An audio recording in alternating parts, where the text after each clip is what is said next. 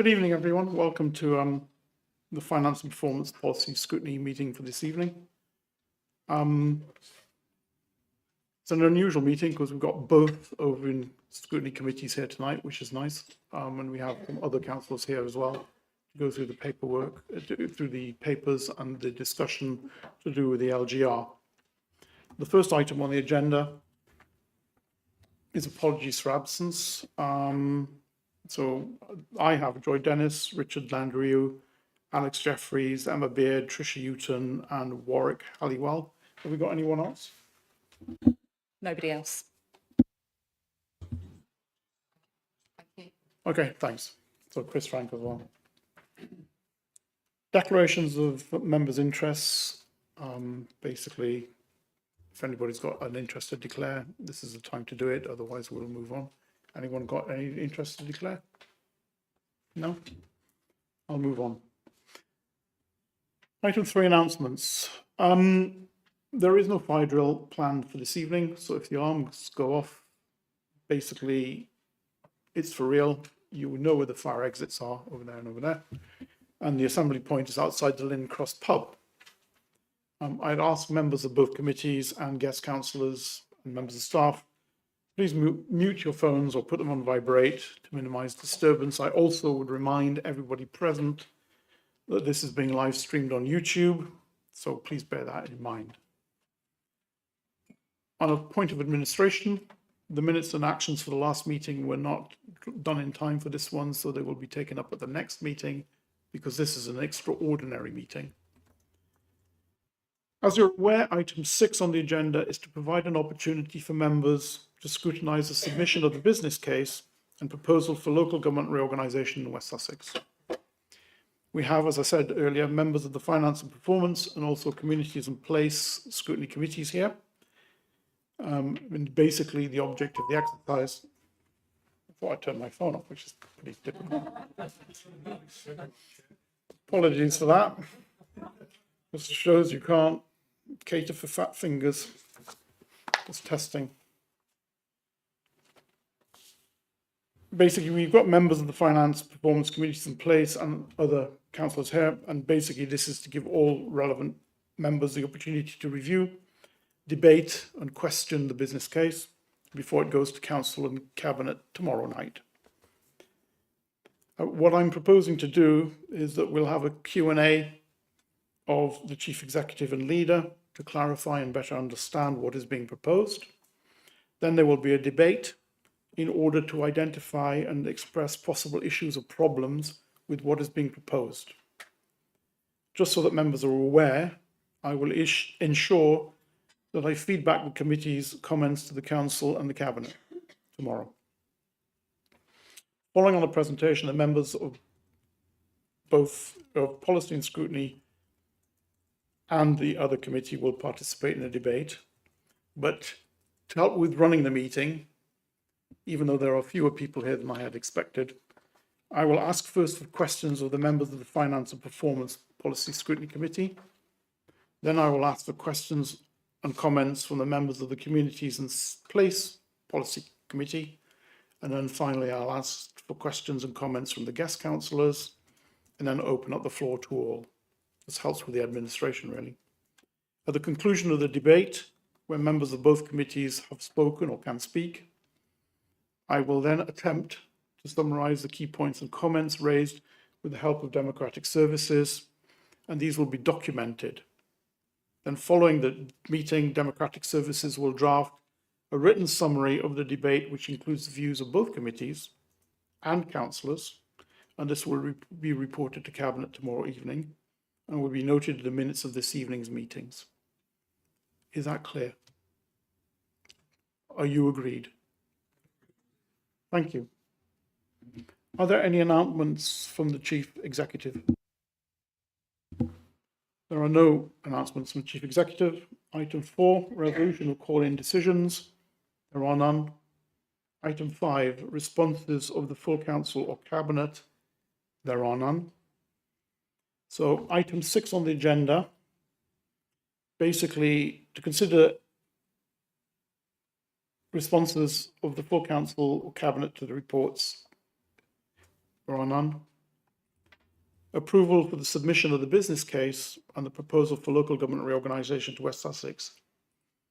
I would like to thank the Chief Executive, Jane Eaton, and Leader of Council, Martin Buffy, and Don Bradley as well, for being here to take your questions and to participate in the debate that we're going to have. As I said, the full council tomorrow will meet to review and debate the Cabinet report ahead of the Cabinet's decision later that evening. The recommendations to Cabinet are outlined in pages 3 and 4 of your agenda pack. And what I will now do is hand over to the Chief Executive, Jane Eaton, the Leader of the Council, Martin Buffy, and Dom as well, to present the report, and then we will follow up with questions and answers. Thank you. Over to you. Thank you very much, Chairman. I think we've agreed I'll have first crack at it. Agreed that with Jane. Thank you very much for inviting us to come this evening.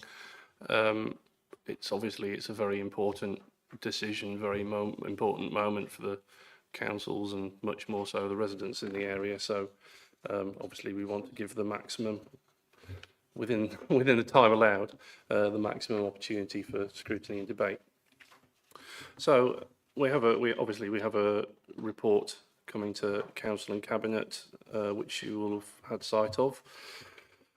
If I could just go through the background on this. So on the 5th of February of this year, the Minister of State for Local Government and English Devolution wrote to me and the leaders of the other West Sussex councils to ask us to work together to develop a proposal for local government reorganisation. The Minister included in his letter the criteria and guidance issued by the Secretary of State to be used in developing the proposals. We were asked to submit an interim plan by the 21st of March 2025, which was probably about 7 weeks later, and a full proposal by the 26th of September 2025, which is this Friday. Since February, as leaders, we have worked together to develop a proposal for local government reorganisation in West Sussex, meeting every fortnight and latterly every week to ensure we could put together the best proposal possible in the time available. From a long list of 14 options, we eventually reduced this to 3 by the time we went to public engagement on the 19th of July. The first of these options, known as option A, was a unitary council covering the whole county area. The second option was a 2 unitary option known as option B, but this has 2 variations.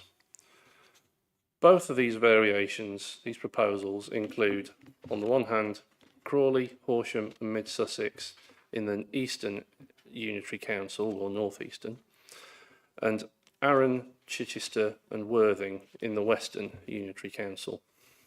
The variation comes from which council would the Ada District Council area sit in. When Ada is included with Crawley, Horsham and Mid Sussex, it is known as option B, so then it does effectively become truly an Eastern Council.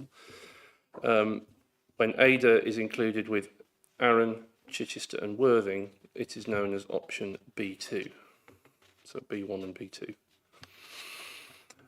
The report that you have that's coming to Council and Cabinet introduces the business case. In the business case, all 3 options meet the government's criteria, including financial sustainability.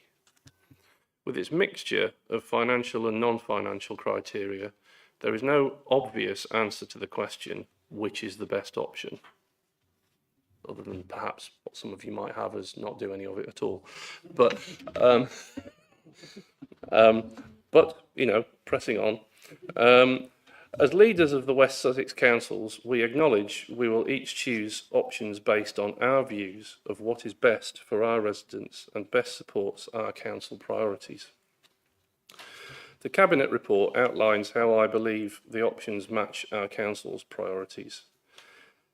After seeking the views of the leaders of the opposition groups, the chairs of the 2 policy and scrutiny committees, in addition to my political group and Cabinet, I am of the view the best option for Horsham District and its residents is option B2, where Horsham joins with Crawley and Mid Sussex alone, and the Ada and Worthing who have shared an officer team for many years, joined with Arran and Chichester. My main reasons for this recommendation are as follows. Firstly, 62% of the public, 55% of staff and 58% of stakeholders prefer two councils. This is broadly in line with the view across the Horsham district as well. So this is what our residents prefer. The Crawley, Horsham, Mid Sussex area covers the southern portion of the Gatwick Diamond, of which Horsham district forms a part, and it shares travel to work and housing market areas. This gives the best opportunity for economic growth for our district and the benefits economic growth gives to our communities. And I would just reiterate, sort of emphasise with that, from a strategic planning perspective, Horsham, Crawley and Mid Sussex have worked together closely for many years because of that shared housing market area and have developed shared evidence bases. Not only have we worked together for a long time, but there's a reason for that. And, why ignore it?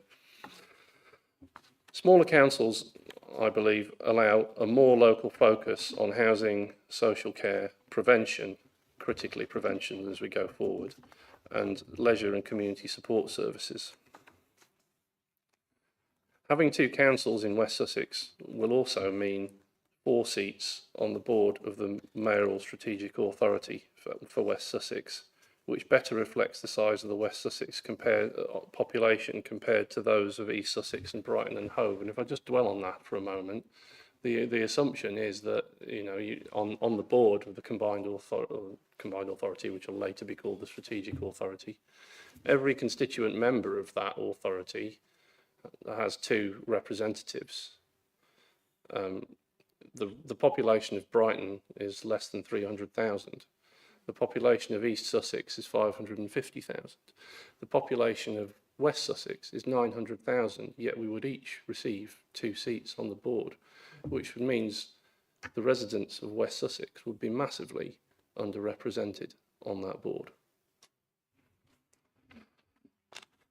A higher number of councils in the 2-council model means better access to democracy for residents and a more manageable workload for councillors. Now, obviously that sounds a little bit self-interested, more councillors rather than less councillors, but it's just a fact that the number of councillors left is going to be massively reduced from what we have at the moment, and that will potentially impact on the service that our residents receive in terms of advocating their issues to the council and supporting them with their casework.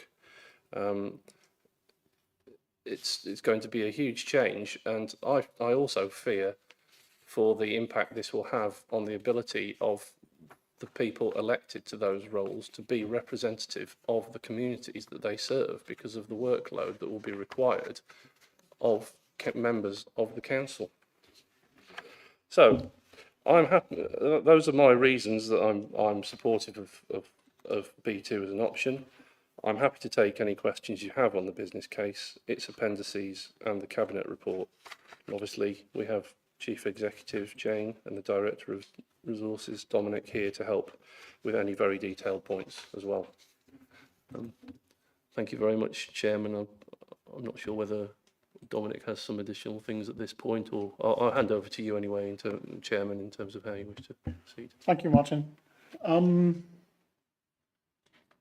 As I'll make my own comments and then take questions and everything. I mean, basically, I went through the papers and fired a whole list of questions to the officer, to Dom, and basically my 3 areas of concerns, the leaders already touched on one.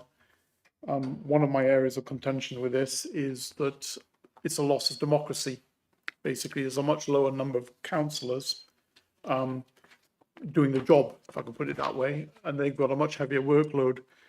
So as was said, my concern is the democratic deficit, the fact that the workload is quite high. Now, in the assumptions, I can quote you which paragraph and table it, but take my word for it.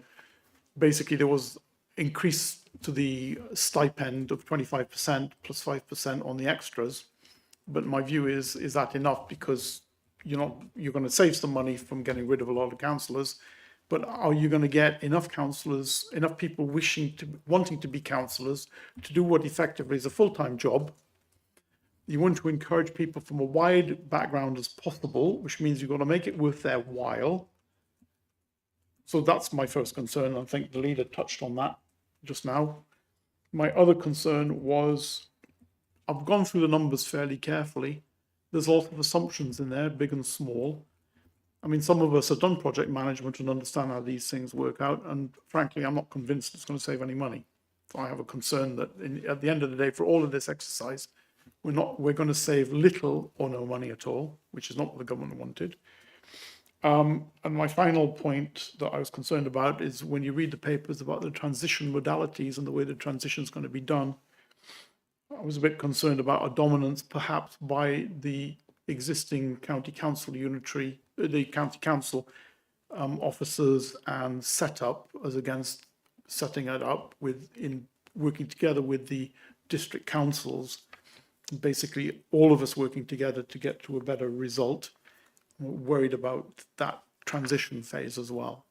So those were my points that I put across to everybody. So we'll start off with questions from the first committee. Kind of who wants to start off and ask questions?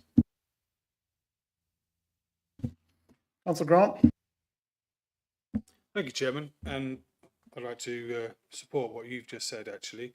But I've got another question as well regarding, has any modelling been done, or is there any forecasting on what the impact on council tax might be, and also the provision of services in the new unitary? And it might be, just for the record. So I'm not sure who to address that question to, so I'll go through you, Mr. Chairman. I'm not sure. I'm looking for volunteers. The leaders volunteered, and Dom will back him up. Well, it's a quite high level on council tax. I mean, there's two elements to that question. There's kind of what's the cost going to be in totality, and of course the idea of this is to try and save money.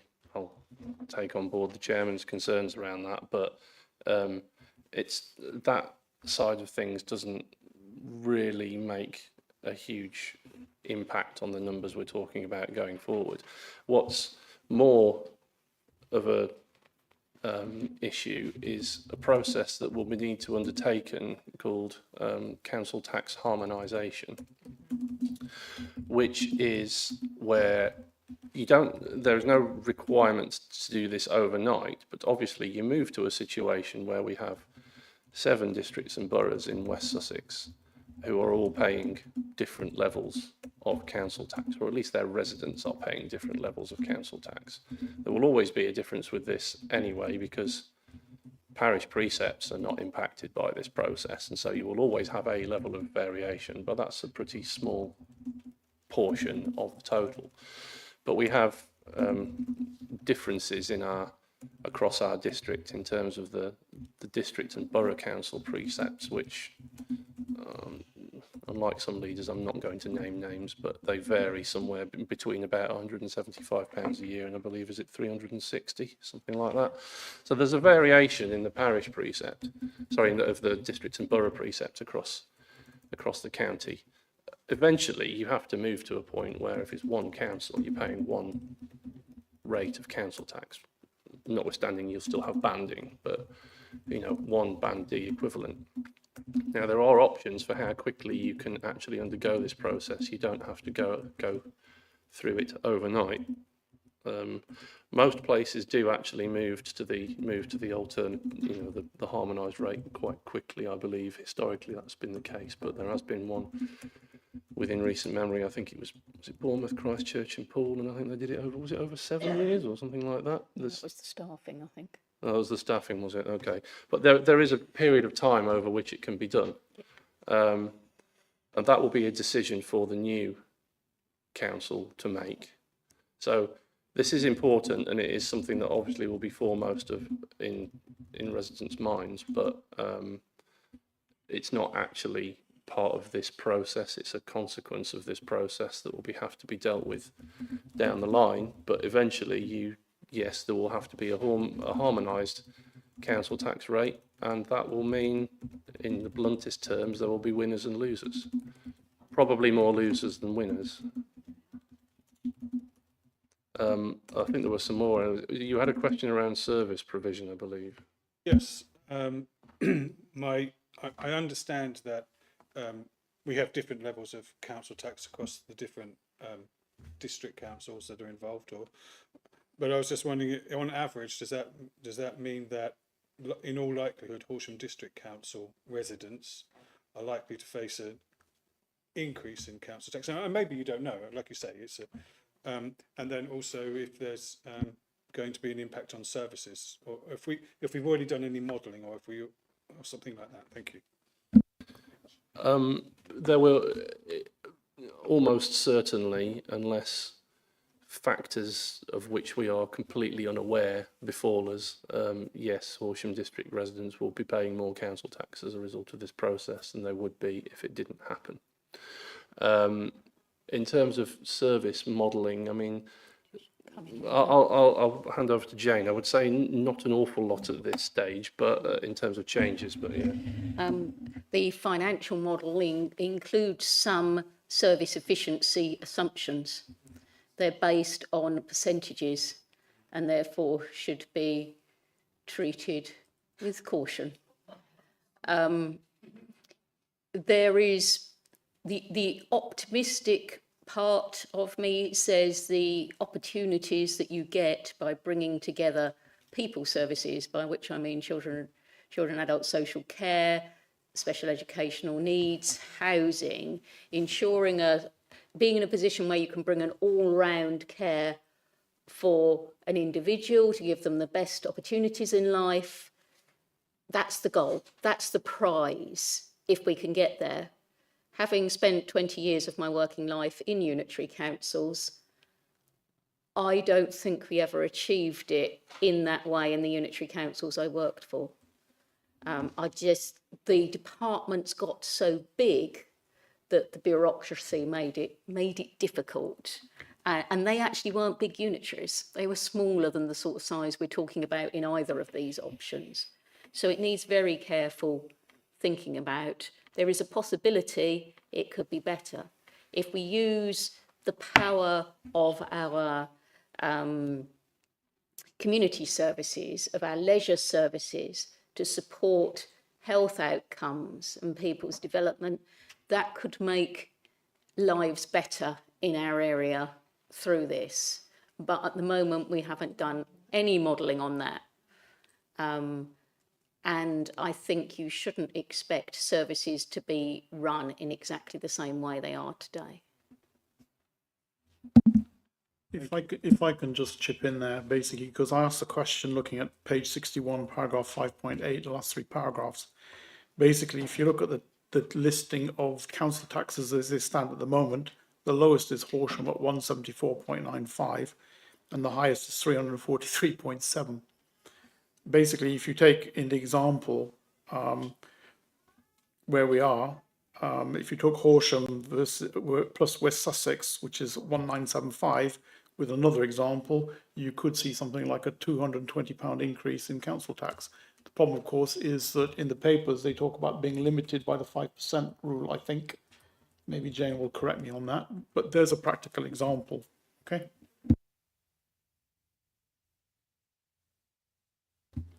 Councillor Croker. Thank you, Chair. Try again. Okay. Firstly, thank the leader for his presentation, which I broadly agree with. Although, so I'll make one comment about the survey, which I believe at the time it was done, the cost implications were not available. Whether that's a problem or not, I don't know. Some of us, I think, regard democracy as worth paying for. The question I have, though, is on page 52, there's a rather interesting pyramid model. And the interesting bit for me is the line that says locality arrangements, which I've struggled to understand exactly what locality arrangements are and their interaction with unitary authorities. I was hoping somebody here might be able to explain that better. Thank you.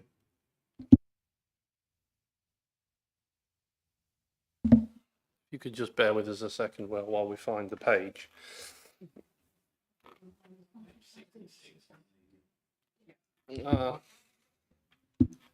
Locality arrangements. This is basically to do with, I love this phrase, we're being required to hardwire neighbourhood sort of governance and representation elements into this system going forward, but they're not talking about town and parish councils, as you can see. In fact, there was very little of that in this process. So basically, the term, what was one that they were widely using, neighbourhood area committees. The guidance, or what the government is actually saying and thinking on this is not very clear. And it's probably not surprising that it's not very clear, because there's such massive variation across the country, even across the devolution priority programme areas, as to what these areas look like, what sort of populations there are. But it's around putting governance arrangements in place to try and, well, I would say to try and make up for the loss of the local representation that people have at the moment. I think government would view it as more nuanced and subtle than that, because it's a different, they would see it as a different model.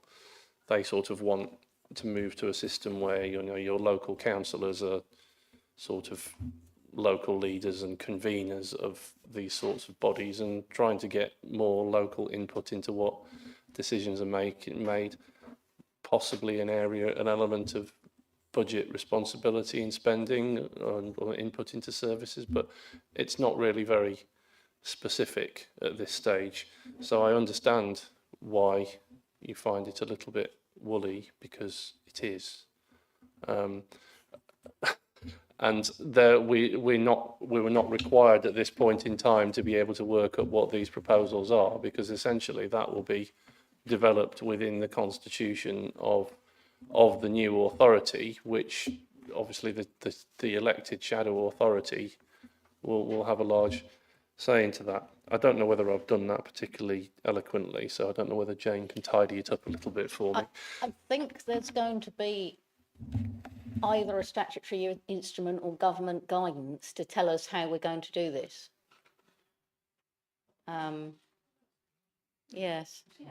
Yes, I think that's right. There's meant to be regulations, but they're not written yet. Yes. So we don't know. Is the answer.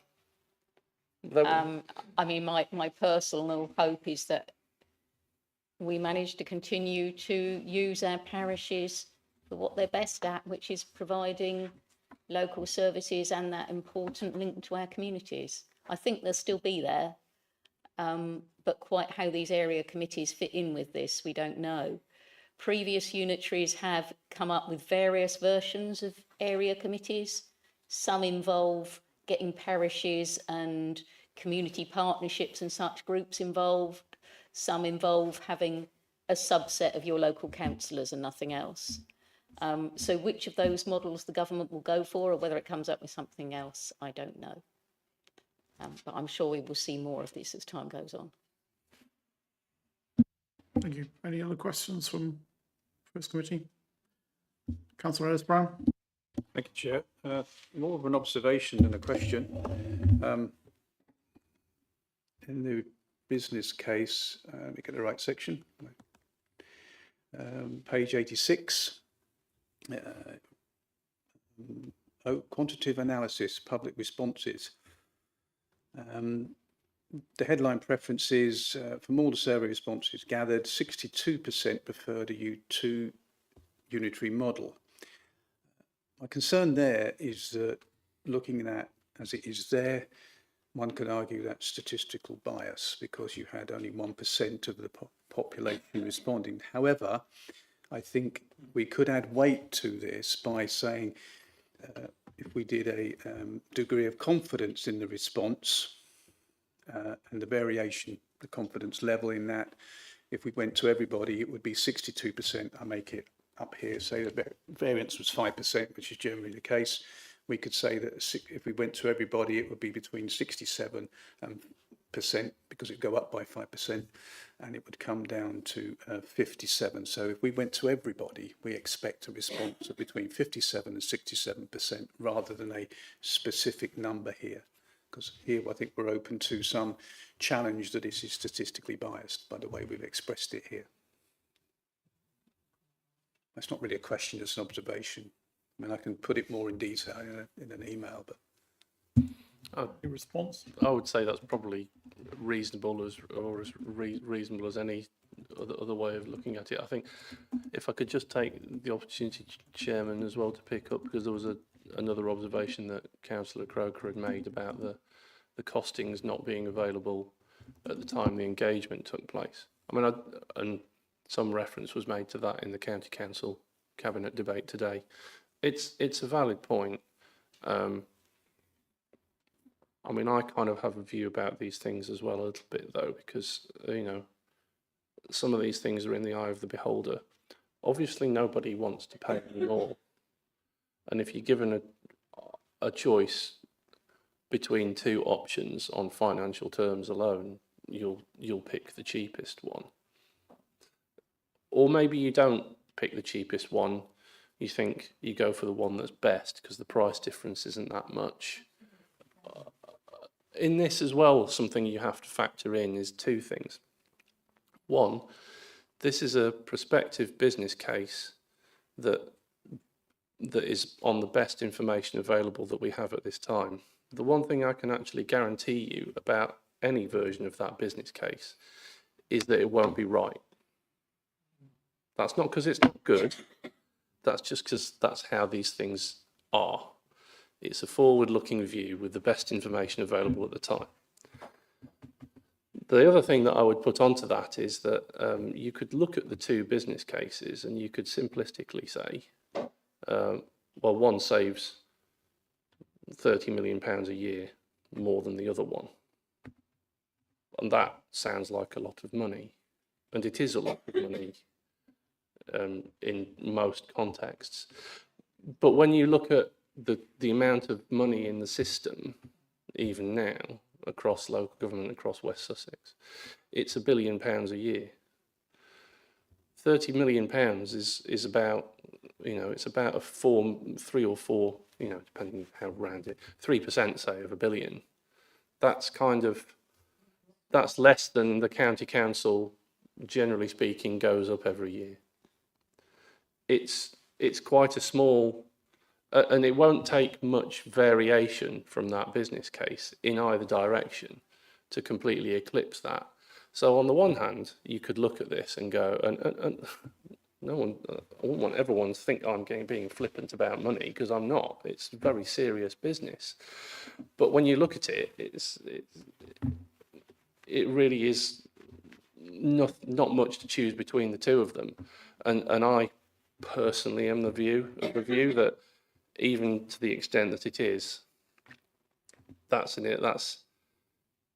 investment in something better for the future, and it's a bargain at the price.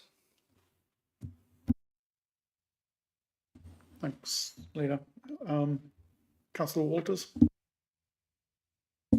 Thank you, thank you, Chair. I've been quickly trying to go through the papers just to see whether my question has already been answered, but I don't find it as such.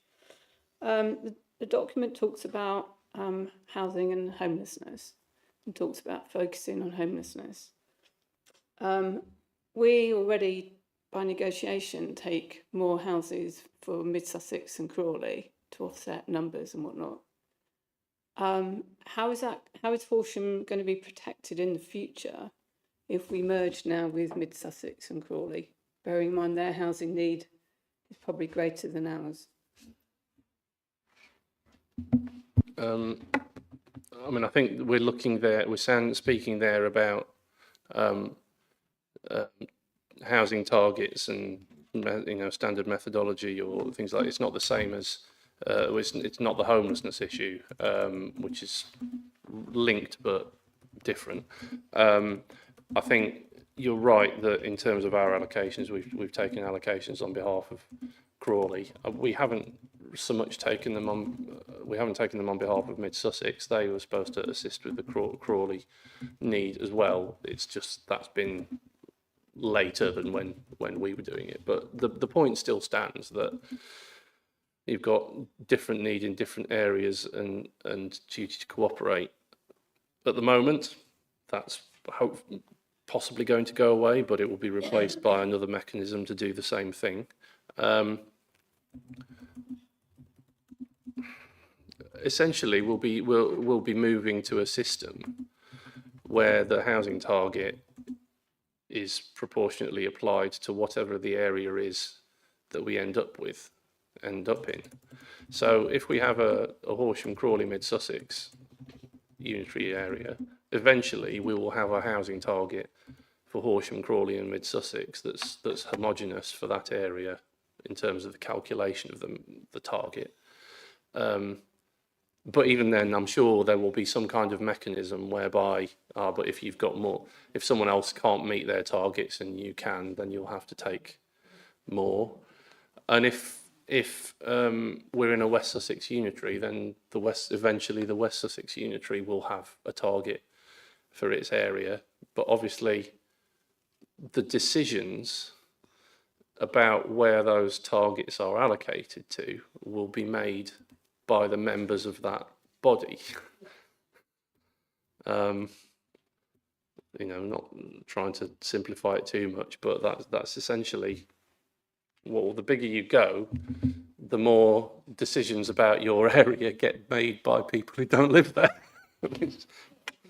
I think the other thing, Councillor Waters, also is that my understanding is that the new mayor will have some role in the allocation of housing numbers across the whole of Sussex and Brighton and Hove. So should Brighton and Hove not have any space to build its housing numbers, then they are just as likely to come our way as they do under the duty to cooperate. So I think the idea of some way of protecting us from growth, it's just not going to happen. I think if I could just pick up on the point, you didn't directly refer to it, but it's kind of relevant, or it's a gateway into it really, is when it comes to homelessness or housing registers and so on. Obviously, we will eventually move to a point where we have a housing register shared across the area that the authority represents. And at the moment, for better or worse, different authorities have different policies about how they run their housing registers, and sooner or later those will have to be harmonised as well. Thank you for clarification. Apart from the fact that one of them brings £368 million deficit to the party in terms of housing register. Who knows? Thank you, Chairman. Just a short question about the strategic authority seating allocation. Is this model fixed, or could it move to a per capita model? My understanding is it's fixed. Until it's not. Yeah. Sorry, I mean, we are learning as we go here at the moment. I think there have been certain suggestions that, maybe on interim basis, on the interim model, it might be different, but there's no framework at the moment for that we're aware of for that to be anything other than authority by authority. But we can't, obviously on things like that, governments can change laws and can, seek to address issues in ways that they see fit. But we can only go on the basis of what we know now. and what the implications that will have. Yeah. Any other questions? No, I did have one other question, is looking at page 57, table 5.4, table 5. There's increased additional costs in there, and in the grand scheme of things, they don't look very big, but the service delivery information technology numbers appear to be very big in terms of extra costs between option B1, B2 and option A. And I just wondered if we had any feel for those, why they're so big. Do you want to give us a hand on this one, Dominic? I will, yes. I mean, obviously, the business case in front of us has a lot of numbers in it, in tables, but behind that is a very complex sort of Excel workbook spreadsheet that gets me very excited as an accountant, and probably won't interest you that much. But the point of mentioning that is that there's a big model that generates some of these numbers behind it, and it is based on assumptions. And we've spent, or the project team has spent, a couple of months crunching those numbers and working through everything, just to reassure you that, they're not just popping some numbers in a table there. And that's had the input from the CFOs, from all the authorities, and input and challenge into that. But it is based on assumptions and estimates. It's also based on sort of current local expenditures as well. It's the best, source of data that we do have there. And just coming back to the actual question, obviously, West Sussex's service delivery costs around about £676 million at the moment. So actually the number there for extra service, which you will need in some social services, so children's social services have a very precise and specific number of ratios that they need. So there will be areas where if you have two unitaries, there will be extra costs in there. But the figure is based on a sort of a 1% of that massive total.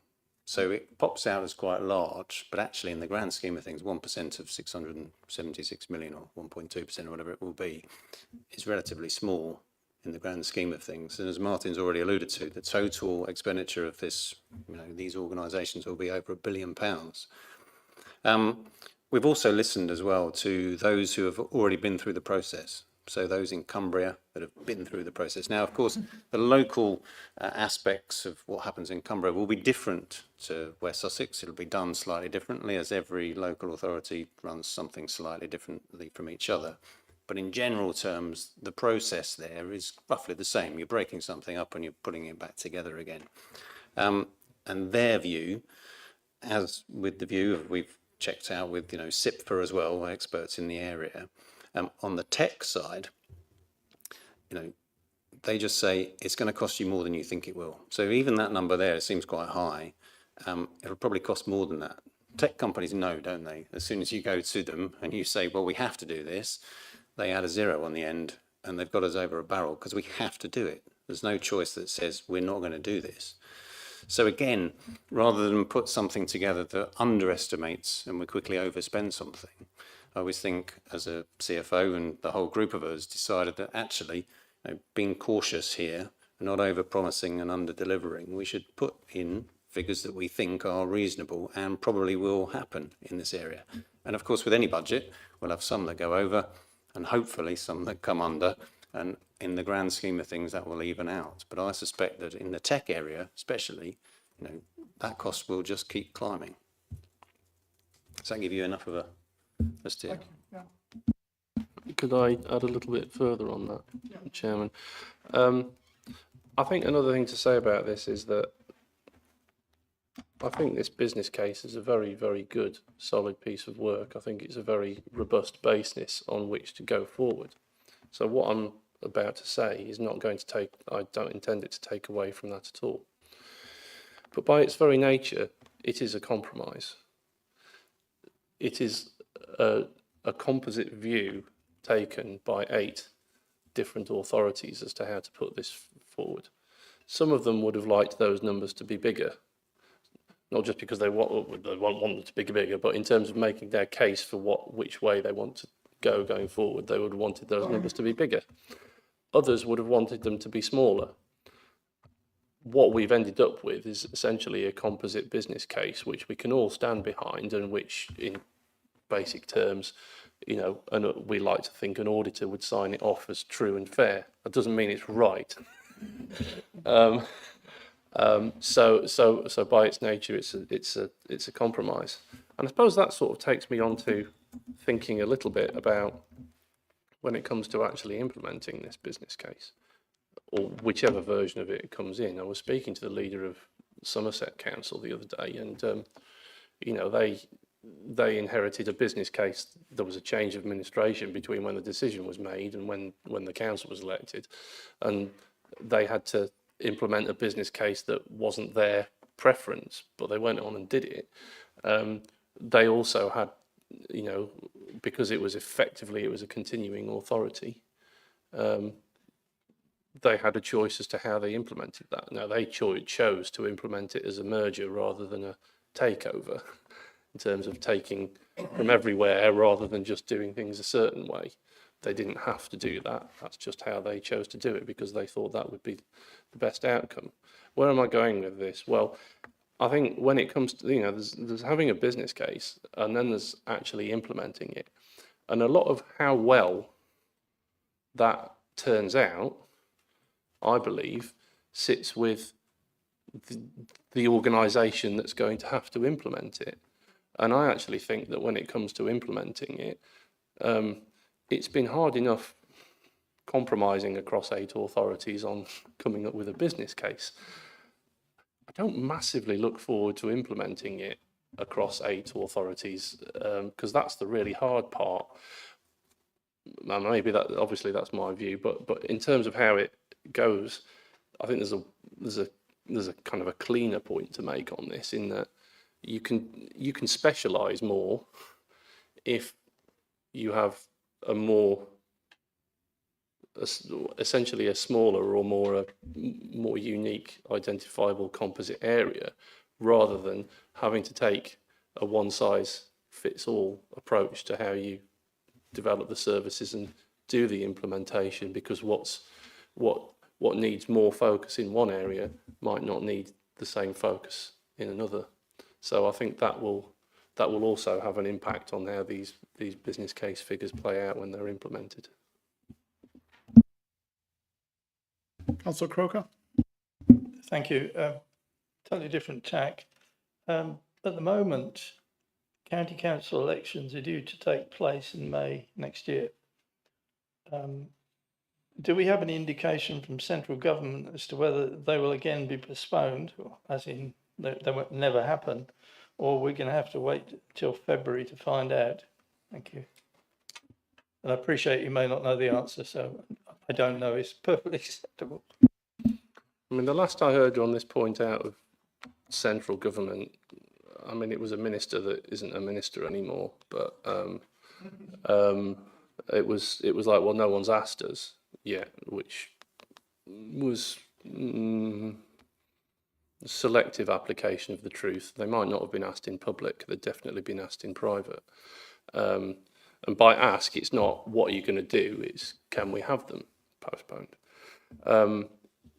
I believe the county council have taken the decision today to request postponement of the 2026 elections in their meeting today.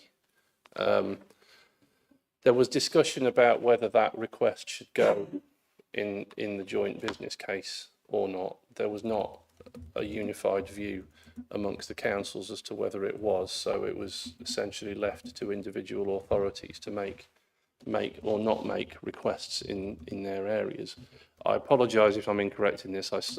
I'm going from what I watched the cabinet debate this afternoon. I wasn't there for the vote at the end, but pretty much every cabinet member who'd spoken said that they thought this is what they should do. So I'm sort of taking an assumption that that's what they put in their resolution in the end. But I believe the county council intends to seek postponement of the county council elections again. We don't know. I don't know what the districts and boroughs in West Sussex will do for those who have them next year. And obviously, we supposedly have elections in 2027, when we also have possibly unitary elections in 2027. I think Jane might have a bit more on that. My understanding is that the districts and boroughs who have elections next year, and these are the districts and boroughs that go out in thirds or halves. As I've heard from fellow chief executives, their intention is not to ask for a postponement, but to go ahead with those elections. Not to ask for postponement. So it is likely the county will ask for a postponement and the districts and boroughs will not. So the district and borough elections would go ahead and the county council, if the government agreed it, the county councils might not. So the local elections that are meant to take place is in Ada, Worthing and Crawley.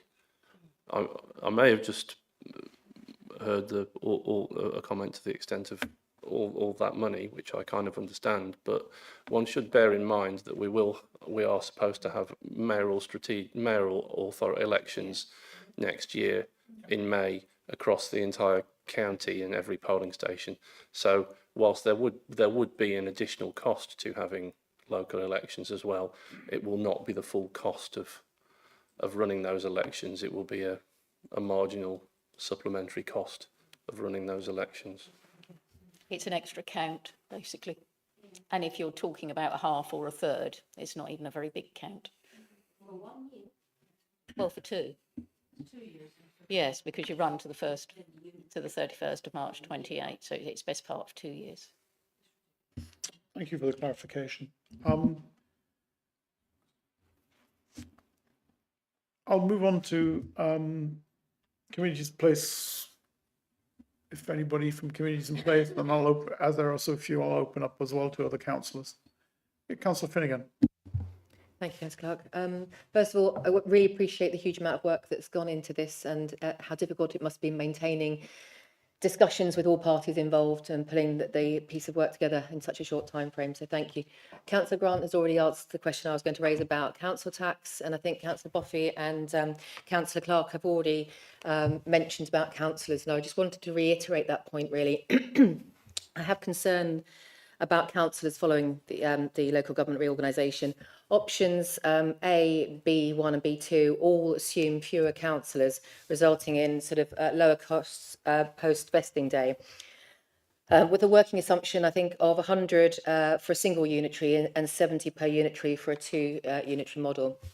So I was wondering what sort of considerations have been given for the one we've spoken about, the sort of the workload, and this potentially restricting the range of councillors that could actually take on the role due to sort of younger families or work commitments.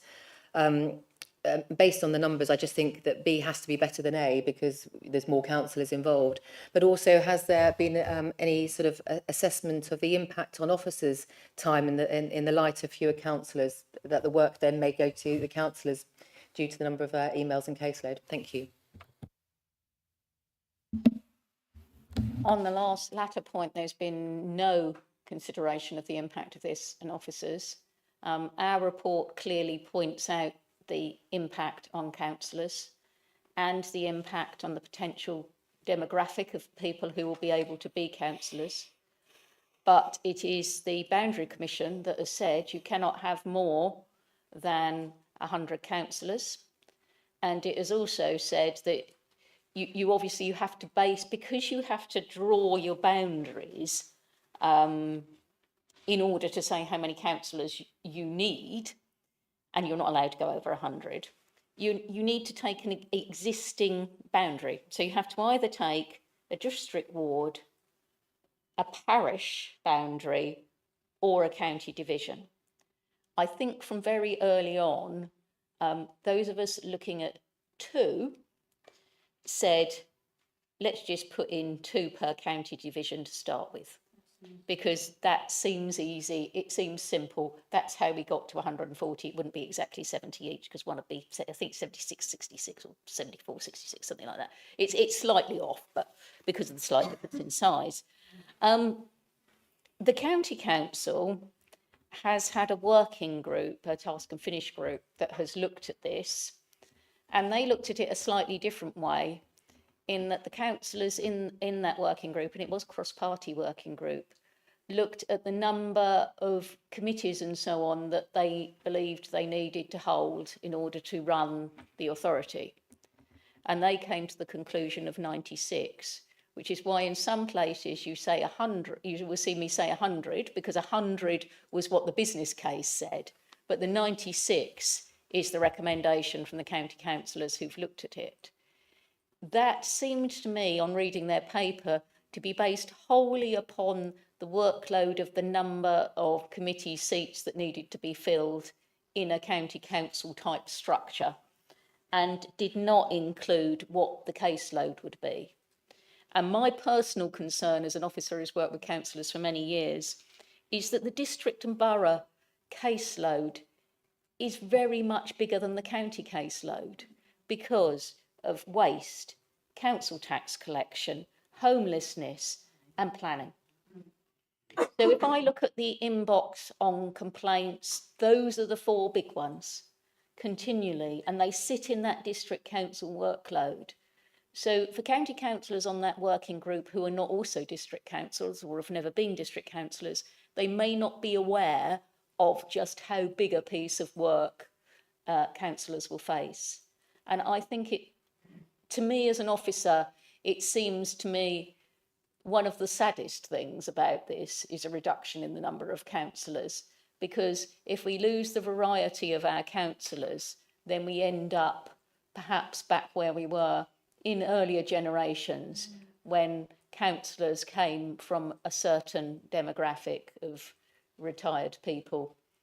And we could well go back to that, because it doesn't appear that the funding would be enough for people to give up work in order to do this work. And the amount of time involved, if you've got caring responsibilities, be that children or older people, if you've got a job, or in some of our poorer areas, such as Crawley and Worthing and so on, 3 jobs, you know, you're not going to be able to fit being a councillor into that. You probably can't now, but it will become that much worse. And to me, that is quite a sad loss of you. And just on that point as well, I was listening to the debate this afternoon, and I was a bit disappointed at one point where light was made of concerns about the distance of the to travel to council meetings in this new scenario of 40 or 50 miles or so on. It was like, well, it's 40 or 50 miles for me now and I manage it okay. It's like, well, yeah, sorry, there was a phrase I wanted to use there, but it had an expletive in it, so I won't use it. But it's like, well, of course, because you're doing it now. If you couldn't do it, you wouldn't be doing it. But what about all the other people who are not doing it now, who might want to? What about all the people who are sitting on district and borough councils because they can, but they could never sit on a county council because of that issue? You know, we haven't even talked about daytime versus evening meetings yet. You know, so I make my best efforts to think about things from other people's points of view sometimes, and I sometimes wish that was reciprocated a little bit. If I can chip in and build on what Councillor Finnegan said, basically, if you look at page 119, paragraph 5.4, assumptions 28, 29 and 30, basically talking about big reductions in various things. And one point, I think, which you touched on, or at least Jane touched on briefly, is that basically if you've got less councillors with a bigger workload, basically there will be a need for democratic services to beef up, because they will need help from democratic services. So I think some of these assumptions need to be carefully looked at when we get there, because I don't think that democratic services is going to be reduced to the point at which the assumptions might be, as an interjection. Yes, thank you. And I just wanted to pick up on one of the other things that Councillor Finnegan asked away as well, and Jane answered, in terms of, you know, the consideration of staff. I mean, in some ways these things have been thought about, in some ways they haven't. I pay credit to all chief executives and all leaders who have been very mindful of the impact of all this on staff. in the wider sense. And you will note from responses that obviously there was staff engagement as well. And I like to continuously make the point that obviously the foremost importance in making this decision is the views of our residents. But at the same time, there's a practical and even just a coldly pragmatic view of this, that once this decision is made, someone's going to have to keep the lights on and the services running between that decision point and when we actually transfer to something else. And someone's going to have to actually do that transition implementation. And I would just say, if you're an organisation and 2/3 or more of your staff are saying, we want this, and what they get is that, they're going to need quite a lot of encouragement, support and understanding to help them with the impact of that decision, and to be then motivated and supported to actually carry out that monumental piece of work that we're going to be asking them to do. Okay, I'll open up the debate to other people. Councillor Brooks. Thank you very much, Chairman. Apologies if there's a little bit of tinniness or echo from where I'm speaking in the chamber. I would like to thank particularly the comments just made by the Chief Executive and the Leader concerning what's been rightly expressed as the concerns about accessibility and representation in our democracy. I certainly suspect that the changes, in whatever form they take, will mean the end to my participation in local government, because it would be untenable for me as a younger person, as somebody who's full-time employed, to meet the expectations that would come with the responsibilities packaged together in such a way, even if I were fortunate enough to be returned at the ballot box. But I wanted to draw attention to ways in which local democracy is otherwise affected. And it's been touched on by the questions around parish councils and what their role might be going forward, and the lack of clarity from central government on what that might be and where that's changed. I just wanted, from a point of view that's informed by my role in the governance committee as well, to touch on the work we're doing already in Horsham District around local government, community governance reviews, which is part of the forward plan. I just wanted to ask the Leader if he could touch on that and how local government reorganisation and these things is going to inform that for us going forward. My understanding is that because precisely we wanted to look at the unparished area of Horsham, we were actually in a better place than some other districts that are going to be affected, because we've already started the work on considering how areas that don't have direct democratic representation on any kind of statutory body outside of the district council will be dealt with in a unitary model going forward. So I understand, for instance, Crawley, which is big, is also, having to address this. Well, we won't have a town council, and that they are, I think, only just at the beginning of the stage of contemplating how to deal with that issue. But I wondered if there was an opportunity for you to give us a sense of where we're at. Thank you, Councillor Brooks. I can do that, touch on a few of those things. I mean, just in the wider context at the moment, for the perspective of West Sussex, I believe Arran, Chichester and Mid Sussex are all fully parished. Worthing and Ada are partly parished, and Crawley isn't parished at all. So everybody's in slightly different situations. I know that Crawley are looking at this. I'm not sure where Ada and Worthing are at the moment.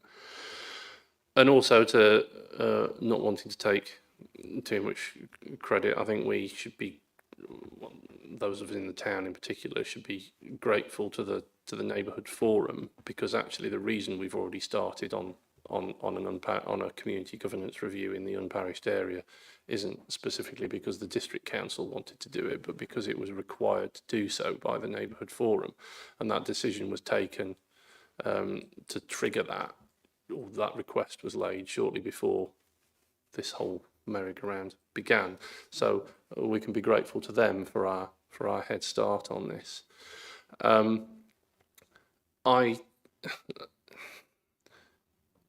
It's a little bit, some of this is a little bit like, I'm a Wallace and Gromit fan, so it's like laying the tracks in front of the train sometimes, as we're learning out how we're going to do some of these things as we go through it. So obviously one of the things that parishes will be interested in, and other community groups, is the potential for community asset transfers to keep some of those facilities and services in place. And we have a policy in place for that now, and we'll be looking into that. I intend for that to carry on to the extent that the communities want to do them. I think the whole of district governance review, again, is a bit of a fortunate situation in a way, because I believe that, in terms of leading the administration, that we were due as a district in terms of best practice for carrying out a whole of district community governance review, because those are supposed to be done every 10 to 15 years, and it was 13 or 14 years since we'd done one. So it was on the radar for something we wanted to do on the longer term plan before local government reorganisation came to the fore. Some might say, well, why are you doing that now when you've got this all to do? Why don't you wait? Which is a view, but if I could be slightly selfish and egotistical for the moment, not for myself, but on behalf of the council as a whole, if that's not too presumptuous, I'd rather we did it for our area than waiting for it to be done by a bigger authority later on. I think if a community governance review is going to set the framework for the next 10 to 15 years, personally, I think it will be done better by Horsham District Council than ABC Council, that we don't know what it's going to consist of yet. Thank you very much, Chair. That was very helpful. Sorry, Leader, that was very helpful, and thank you, Chair, for bearing with me. No problem, Councillor. Work is done. Yeah, I think I've spoken quite enough. It's fine. Councillor Noel. Thank you, Chairman. This is also a community meeting, because it's although it's finance and performance headline, it's also a community policy and scrutiny committee, and I do want to discuss the effect that this change in local government is going to have on our communities, because and I thank Councillor Brooks for introducing the problem that parishes are going to be facing, and I do understand that an immense amount of work that has gone into analysing the business case. The business case seems to indicate that obviously the more unitary authorities we have, the better it's going to be for communities. But whatever happens, parish councils are going to be distanced immensely from the seat of power. And parish councils at the moment, they're really made up of, well, to start off with, they're total volunteers. They're made up of local heroes and busybodies, really. And I'm not being, well, it's not that far from the truth, I think. Well, at least you didn't say villains, you know. But they're unpaid local community servants. They are going to be distanced even further now from the seat of power. What incentive are they going to have to carry on working their guts out for local communities if they're removed even further from the seats of power? I think that obviously the more authorities that we have, the better it's going to be for local communities. However, I'm not casting my vote just yet, because what I want to see is and understand is how small communities are going to thrive under this new arrangement for devolved governments. I don't understand how the enthusiasm that small local communities such as parish councils are going to have the enthusiasm and the backup to carry on the sterling work they're doing at the moment. What kind of communication will there be if you only get a single authority councillor coming to parish council meetings? At the moment, we have district and we have county councillors coming on. The performance of those representatives is varied immensely because I visit several different parish communities and I fear for how it's going to work. Other unitary authorities which have already been devolved report that parishes feel cut off. They have to work together in some form of coalition to get anything done. So what's going to happen now, and how are the new unitary authorities going to affect the small parishes within their areas? Thank you very much for your question, Councillor Knoll, and it's a very, very good question. The short answer is I've got no idea. The longer answer, because I think about this stuff an awful lot, is it's going to be very varied. It's going to depend on a number of factors. One of the factors was already touched on this evening, I suppose, in terms of the whatever the phrase it uses in here, but the locality stuff, the neighbourhood area committees, the locality boards, or whatever. What does that actually end up looking like? Does that end up being, and why do I say that? Well, because you're right, there's going to be a lot less, unless something changes, there's going to be exactly the same number of parish council meetings to attend, but only a third of the councillors to do it.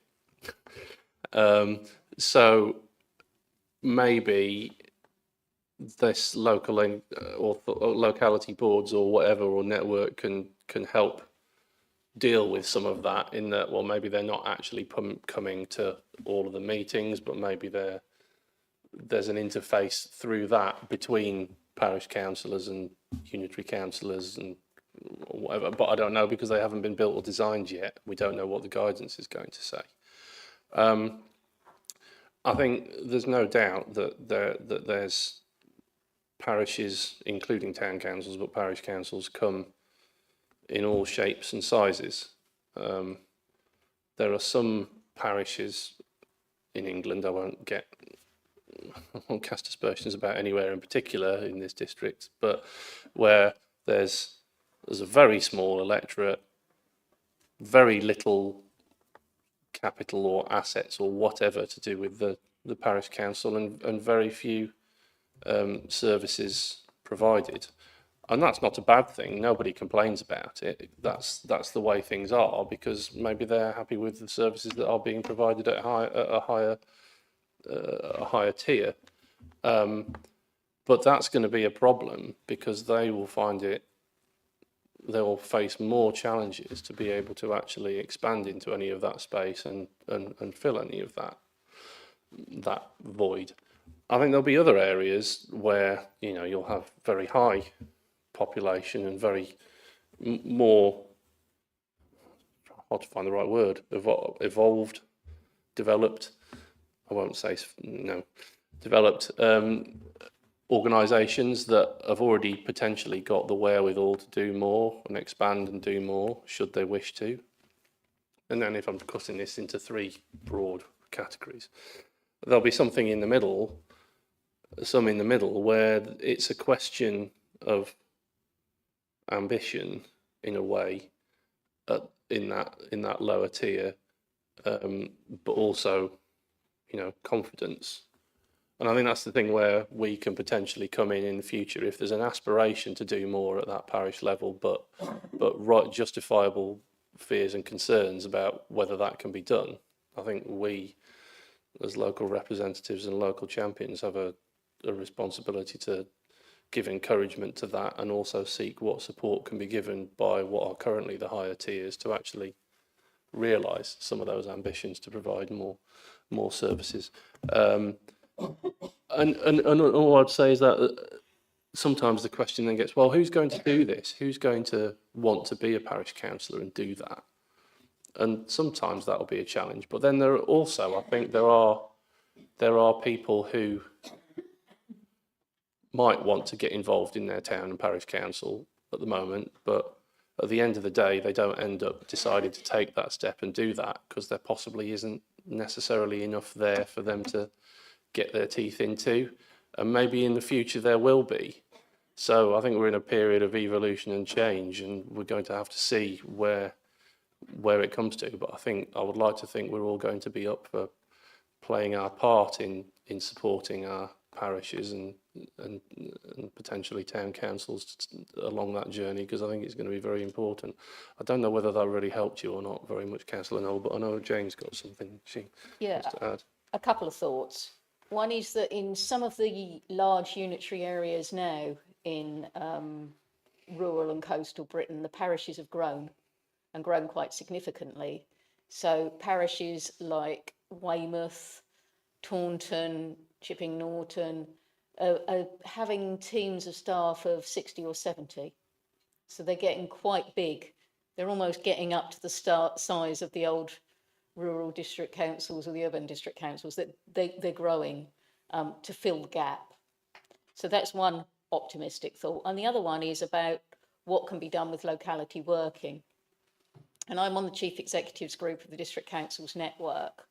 And there's quite a lot of talk about this, mostly, can we do this? We've got to do this. It's got to be done type discussion. And that is that the government is setting up through its other services, more locality based working, and it's coming through health. It's trying to come through social care.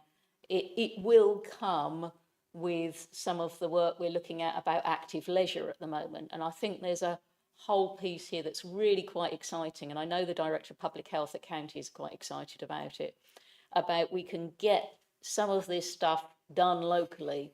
And then there will be maybe not councillors so many, but certainly officers getting more involved at quite a local level. Where I think it's personally, because I'm a bottom up, not a top down. I have heard the odd county colleague say it's about local delivery and central control. I like to see it local control and local delivery. And I think that's something that those of us who do survive into 2028 as either councillors or officers need to really be fighting for. Thank you, Jane. Thank you. Councillor Noel, you done? Yes, I'd just like to conclude by wishing parish councils and future unitary councillors all the best of luck in trying to get local democracy working at a parish level, because the way it's going at the moment, I can't see it happening as effectively as it does at the moment. And even now it has its faults, but localism is on the danger list. I agree with you, Councillor Nong. I see very much where you're coming from. I suppose this kind of flicker of hope I have on this is that nature abhors a vacuum. If people aren't getting what they want, they'll find a way of getting it. Yeah, I hope you're right. Thank you, Leader. Thank you, Councillor Bevis. Thank you, Chair.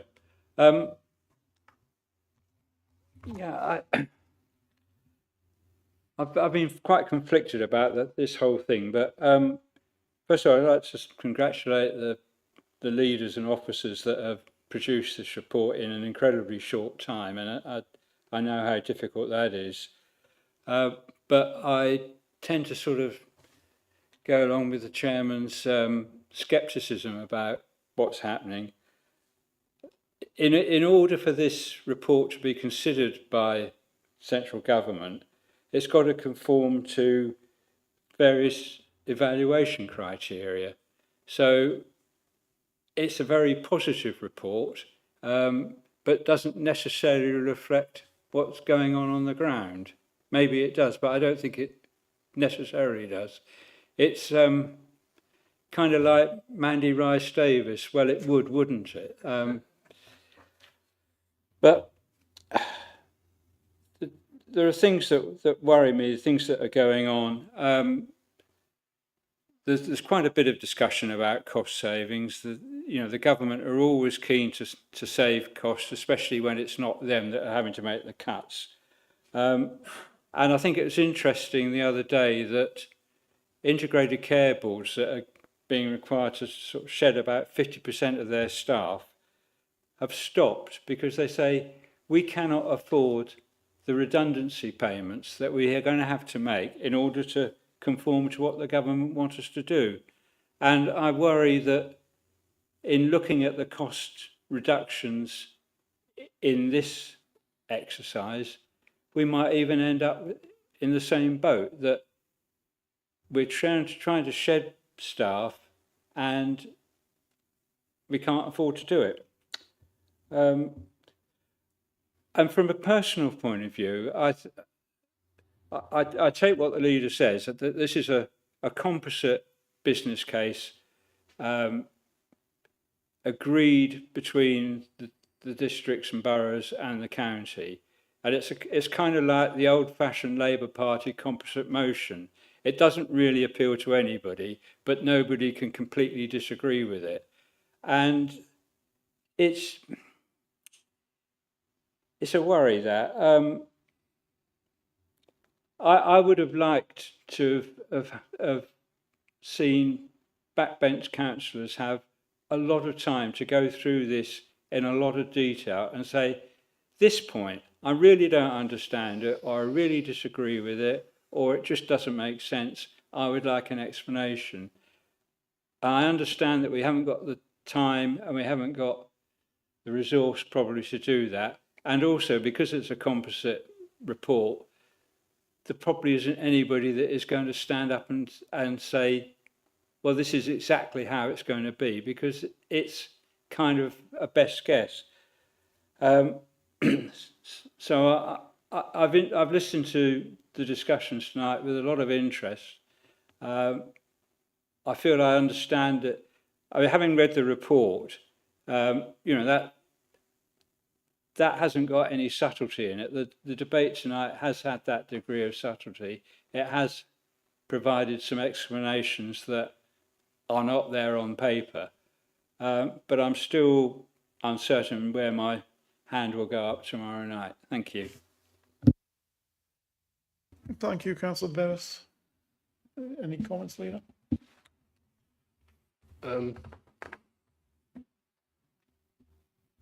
Not entirely sure. I started off thinking about whether there was going to be something to say about pension strain or whatever around it, but I think one thing I would say, and it's a thing I've said to the staff quite consistently, is bear in mind that the sort of levels of savings that have been put in this business case are no more, I don't think anywhere are they, Dom, than about 10%. And the staff turnover in our organisations is about 10% a year. So if we start easing off filling posts in that last year and run it into the following year, it may be that, as in other local authority reorganisations, there aren't mass compulsory redundancies. Unfortunately, the people that are sitting there waiting, some people want to be made redundant. I know among my staff there are a few people who would like to go. They tend to be the most expensive ones to go because they're the people who've got their eye on a nice early retirement package. Then there will be others who possibly will have to go when they don't want to go. but it may not be as bad as you think. And I certainly say for the bulk of staff below head of service level, I think if they want to stay, they will be able to stay. I don't think we'd be pushing out huge numbers of staff. And it may even be the case at head of service level. The people that I think are really at risk are myself and the directors and the monitoring officer. I hope that what I'm going to say links in at least with some of what you were saying, Councillor Bevis, around, the actual delivery of this. I started out this process when the government suddenly just went, oh, and we'll do local government reorganisation as well. There were howls of anguish up and down the country at this proposal, which will surprise no one. I tried to be a bit more open-minded about it, because the view I took was, well, nobody really wants to go through all this. Nobody really wants all this disruption. I understand that. But equally, if you arrived on this planet last week, there is no way on earth you would establish the system we have at the moment. It's not, in isolation, it is not defendable. So I could see the point to change. And so I was never as resistant to it as some others were, but I did have serious misgivings about how it was all going to play out. But I had a bit of it was probably only 3 or 4 weeks ago when we finally were getting down to the end of it and seeing the last financial numbers. And it's amazing what you do when you step back and you look at it and you've been through the process of doing all this data gathering and all these discussions and negotiations and what have you. And then you see the business case and you look at it and you go, all that for 4%. And that's like a best estimate, and that's to start with. I've never been one who sort of says, oh, don't change it because it won't be worth it, it won't save anything. But, at the moment we've just done the preparatory stuff, not the actual implementation. I never want to hold on to something that isn't the best it can be, but when you think, crikey, all of that for 4%, when that's what you'd be expected to save every year anyway, as things are, you get concerned about it. But that's what actually makes me even more predisposed to 2 unitaries than 1, because it's about the change opportunity. And a lot will be made of the risk of change, the risk of disaggregation, the risk of fragmentation and all of this stuff. But I don't discount that, but I'm concerned about the risk of no change. The risk that we go through all of this, incur all of this cost, make all of this limited saving for something which is basically just one organisation takes over another one and carries on doing things exactly as they do at the moment, only with less. I think that if we're going to go through this seismic change, we need to start building new authorities fit for the future, designed to deliver the services that people need in a way that they understand, that makes sense to them and their communities, rather than perpetuating half of a system that doesn't work. Thank you, Leah. That ties in very well with one of the questions I was going to raise. Looking at page 133, on the savings development assumption 69, it says, it is assumed that the shadow executive will be resourced by existing staff within the West Sussex system. I initially read that as West Sussex County Council. Then I thought, let's be charitable, it's the West Sussex system as a whole. Which is it?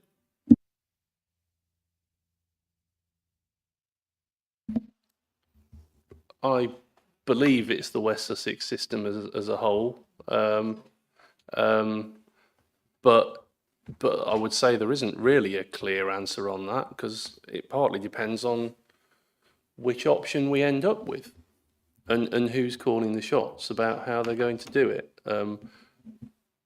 Dominic was moving a little bit, so I don't know whether you had a thought on that one, or just agreeing with me. I was agreeing with you there. I think it will be dependent on whether it's one or two.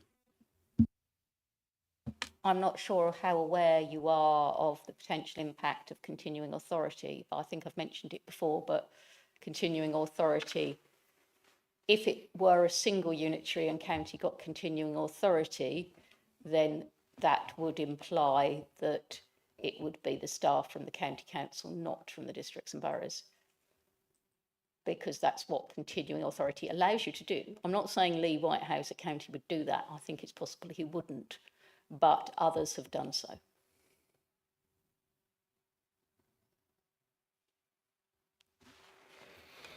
Yes, I mean, that refers to what I was saying about Somerset, in that Somerset was a continuing authority, but they chose to treat it as a merger rather than a takeover. But the takeover option was available to them, and the takeover option has been taken in other places in the past. Now, it's not guaranteed that if it's a single county unitary that it will be a continuing authority status. County hasn't yet actually indicated whether it would seek to request that or not in that scenario. And there are merits, there are things that make sense about continuing authority if you have a single unitary authority. Because if you have a single unitary authority, one of the issues you then get is that anyone who gets transferred into a new authority has to be tupied across onto the new authority. And in the case of the county council, and this is no reason to cause any worry to any of the people concerned, because it won't really actually directly affect them, but that would include all the teachers, because they all work for the county council. And if they were to have to move to a new authority, they would all have to be tupied across from the county council to the new authority. And that obviously is a huge exercise, which you sort of go, well, you wouldn't go through that if you don't have to. But obviously, if you have two unitary authorities, I think it's quite likely that effectively everyone will get tupied in that scenario, Jane, because you've got two new authorities rather than one of them being the continuing. I'm not sure. Yeah, you can only do a continuing authority on a county council boundary. I heard that at a meeting last week with some people from MHCLG. Yeah. Thank you. I think what you're saying actually is the two unitary option actually presents more opportunities than just sticking with what you've got, unless an adult is in the room and decides not to do the takeover option, which is of course a big assumption. You might very well think that. That's why I said it. Any other questions or points? I asked the chief executive for some comments about the Brighton stuff that came out, which you may or may not have seen. I skimmed through it rapidly. I'll keep my own thoughts to myself. Basically, one thing that did strike me is that we looked in our options right at the beginning of this meeting. You said we looked at several options and discarded them. And the option of a coastal strip was discarded by us as being unworkable, and it didn't make sense. What have we missed when Brighton have proposing that one of their unitaries out of the 5 is going to be a coastal strip? Have we missed something, or have they missed something? It's not a trick question. It's No. interest. Jane might elaborate on this. I'll try and do it in a balanced, moderate, neutral way. Seriously, because it's only fair. I think the whole Brighton approach to their proposal, which, like it or not, has its merits, doesn't start with the same set of assumptions as the approach that we have taken. I believe that we have taken the approach as West Sussex councils that the government asked us to take, which was to basically, well, in very broad terms, fix the financial problems and don't produce something that favours one area over another. I don't set something up where one council's broke and the other's in the money, and don't come up with a proposal that means that on day one of your councils or all of them are going to be coming to the Treasury asking for a bailout. Now, I'm not saying that I'm not saying that's what Brighton have done. That's not what they've done. What their model is doing is looking at the wider context of what government has said that they want to achieve, and they have said they're doing the fairer funding review, and going forward they want the funding to be much more tailored towards need and deprivation and stuff and those factors. So my interpretation, Jane might be able to tell me if I've got it wrong or anything, or Dominic might, is that Brighton's proposal comes from the premise of fairer funding's going to happen, and so areas in need will get the support and areas that are not will not get the support. So it doesn't prioritise in the same way coming up with financially balanced unitaries and a balance across those unitaries. So whilst we would discard something that left you in that position, they haven't. Have I put that fairly? Yeah, I think that's how I put it. What we did, on the advice of Mike Deering, who'd done this work, Mike Deering was our project director in other places, he said what many other councils didn't do when they came up with their proposals was to look closely at what the baseline was. So what was your opening position? And if you are splitting, is there a big gap between the two? And the reason we dropped, if you remember them, options C and D. Mm-hmm. So D was Ada, Worthing, Brighton, and C was Ada, Worthing, Arran and the southern half of Chichester, was because of that balancing thing. And it is predominantly but wholly driven by council tax. So we know that in our area, I think it's over 50% of our council tax, our properties are bounded council tax band E and above. Once you get down onto the coast, you're into the A's and B's. So they get substantially less per, which is why the council tax is higher, obviously. They get substantially less for every band D price they put up than we do. And I think Dom and I said from the beginning, well, they've got to cut it that way, not that way, because it'll never work. And that was what that assessment did. The other thing it found, and I think I've spoken to you about this before, is that the highest instance of residential adult social care is in the Worthing area. And we actually had to do some work to balance that out because it was based on where people live now, not where they came from. But there's still a high incidence. So you've got the driver that your council tax is low and you've got the driver that there's a lot of social care there. And that made a gap, and I have it in mind it was round about the £30 million. So the Northern Authority was £30 million-ish higher than the Southern. I don't know what financial analysis Brighton's done because I haven't seen it. And it may be that they made different assumptions and came to a completely different conclusion, because they clearly have come to a different conclusion. Or whether this is more an aspirational proposal than perhaps the sort of detailed. And we've said our business case is a bit dull, really. I mean, theirs is, if you read it, it's probably more exciting than ours. But because of the compromises, as is solid and good enough, we can be reasonably sure that those two authorities, if you had two or the one, wouldn't go in and be immediately having to go to the government for financial support. And you have to remember there are councils where this has happened. So Northamptonshire, within about 4 or 5 years, the new unitaries were going back for financial support again. Somerset the same.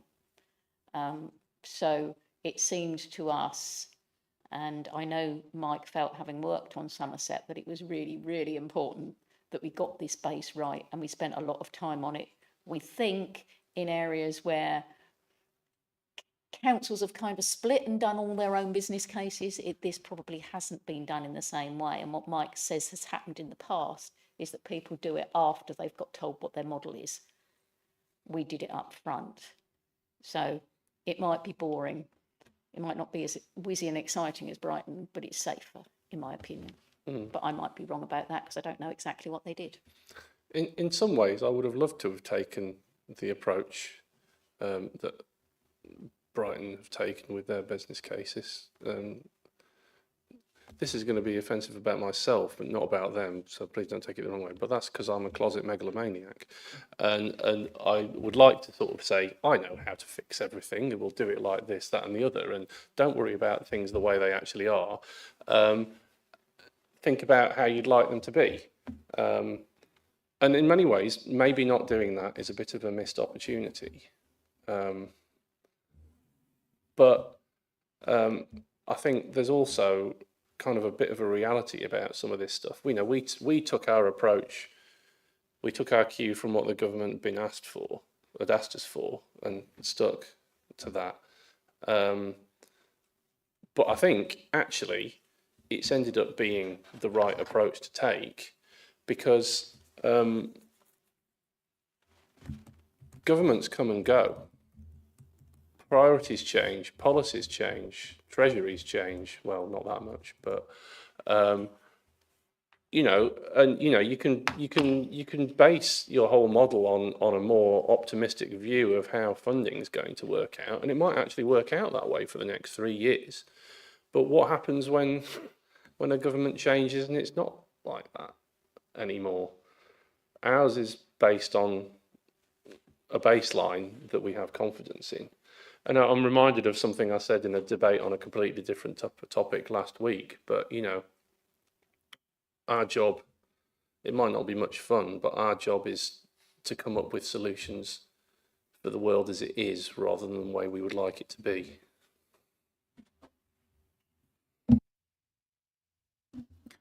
Thank you. Anyway, I sense that we've reached the end of the questions and stuff, but is there any last minute questions or items that Councillor Noel? Yeah, I'm sorry to sound sceptical, but bearing in mind the political affiliation of Brighton, is there any danger that the Secretary of State may suffer from a bit of predetermination?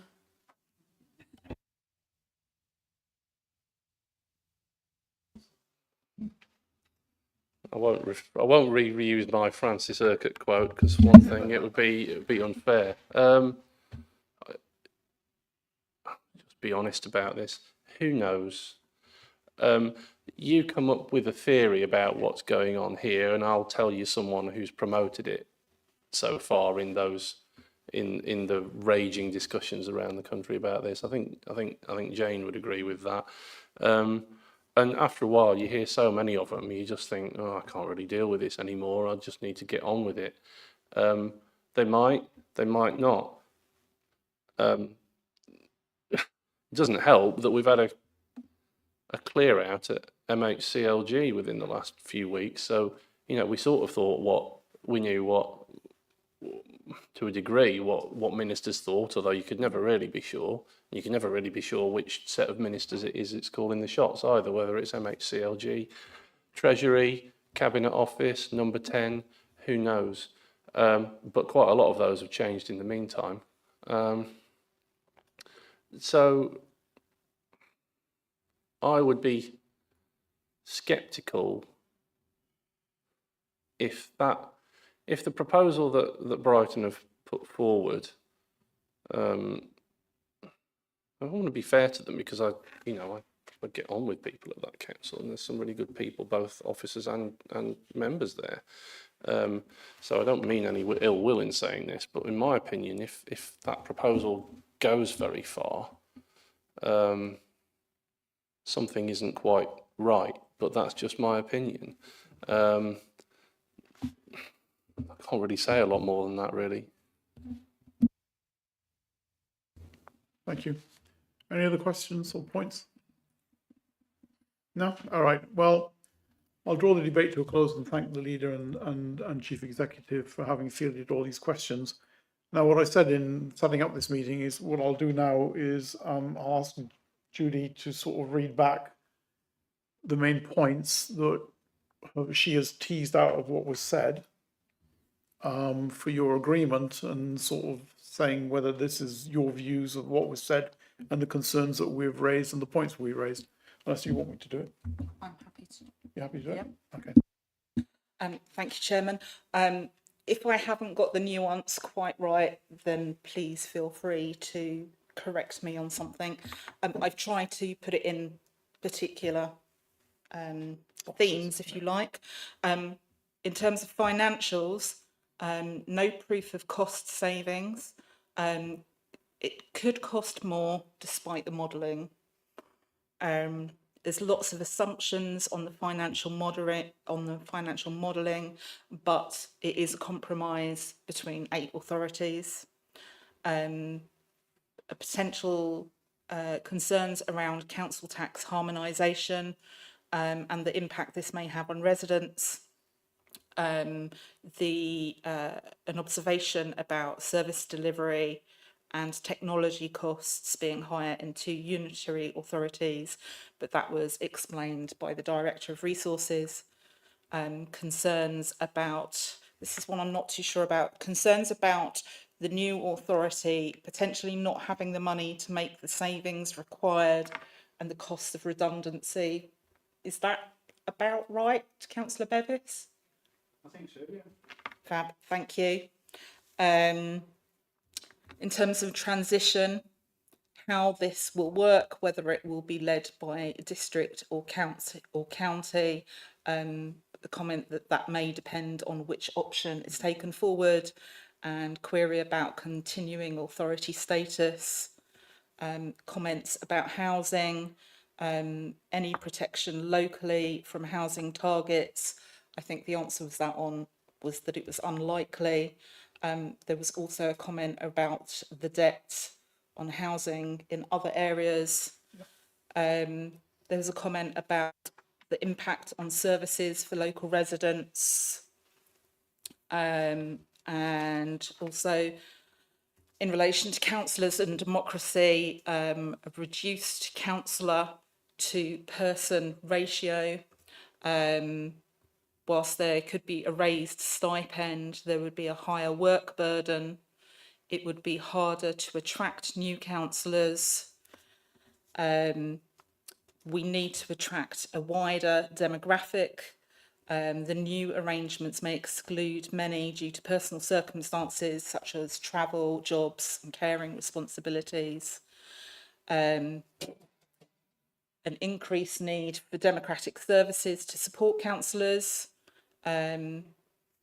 Also, comments about how the community governance reviews would be impacted by local government reorganisation. Comments that is probably best done by Horsham District Council rather than a bigger authority in the future. Impact on parish councils, what incentive there is for them to continue and how they're backed up by the councils or councillors in larger authorities. The locality boards were touched on, but there's no guidance as yet. But there's a hope for more locality-based working, which may assist. Comments about a democratic deficit and that democracy was worth paying for. And then some little bits and bobs, a comment about statistical bias. I'm afraid I'm not a mathematician, so that went a bit over my head, sorry. So you want to make a comment on it? Then go ahead. It's about adding weight to the comment we made in there. We said response was 62%. Yeah. But what would that give us in terms of confidence if we asked everybody 900,000? Would we expect a similar response? And we can do that from the response that we've had. And I think it would add weight to that particular comment. Thank you. Okay. Yeah. Thank you. Okay, and a comment that we would have, that some councillors would have liked more time for backbenchers to consider the proposals in more detail, and then discussions about Brighton, why we said no to the coastal strip, and why Brighton have put forward their proposals, and discussions about our baseline and establishing a safe baseline to ensure financial viability of the options, and a concern that the government may be predetermined on the Brighton decision. Any comments from councillors or points? Councillor Emery, I saw you had furrowed your brows, so over to you. Thank you, Chairman. It was really just a few things which I think you may wish to also include. In relation to the difference in the cost savings between option A and option B2, I believe the figure was quoted at something around 30 million, but I saw from the papers it's closer to 20 million. And I think that needs to be looked at in the context of a total budget of 1 billion and the issues of the, should we say, sensitivity of the modelling, that the actual amount of the difference in the savings, that one really doesn't know. We shouldn't put too greater emphasis on the differences between those because there are so many variables, and it needs to be looked in the broader context of the total cost of services. I think, can I just say, please do check on that, but I think it's the savings at 18 million a year for B2 and 48 million a year for A, so that's the difference between the two savings is 30 million. That's, yeah.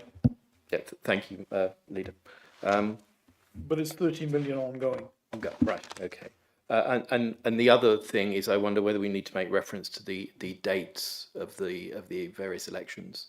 So the proposal being that county is suggesting that they may not proceed.